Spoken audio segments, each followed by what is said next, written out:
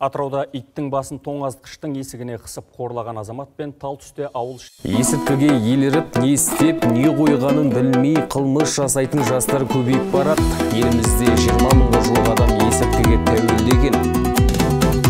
Хақиқаттың жұмылғалы жанары, адалдықта сәннен қалып барады. Жақсылығын емес қазір кісінің дүниесін сөз етеді бағалы.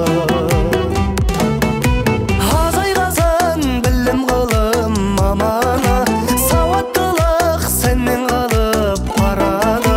Қарсы алдыңнан шыға келіп жемқорлығы өшіреді өсем деген баланы.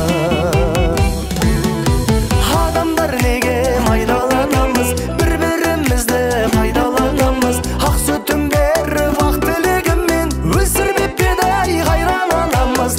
Адасып біздер қайда барамыз? Адамдар неге майдаланамыз, бір-бірімізді пайдаланамыз. Ақ сүтін беріп ақ тілегімен өсірмеп педау қайран анамыз. Адасып біздер қайда барамыз? Айтшы адамдар қайда барамыз?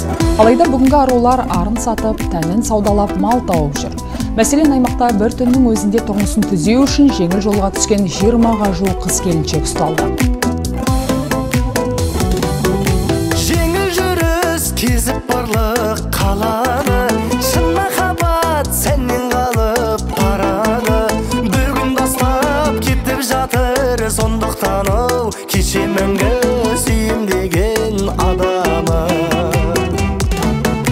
Туғаныма тек сіздердің заманы, ар ұятта сәннен қалып барады.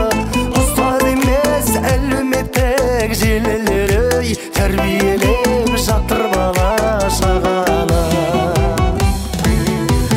Адамдар неге майдаланамыз, бір-бірімізді пайдаланамыз. Ақ сүтін беріп ақ тілегімен өсірмеп педі қайран анамыз. Адасып біздер қайда барамыз? Адамдар неге майдаланамыз, бір-бірімізді пайдаланамыз. Ақ сүтін беріп ақ тілегімен өсірмеп педі қайран анамыз. Адасып біздер қайда барамыз?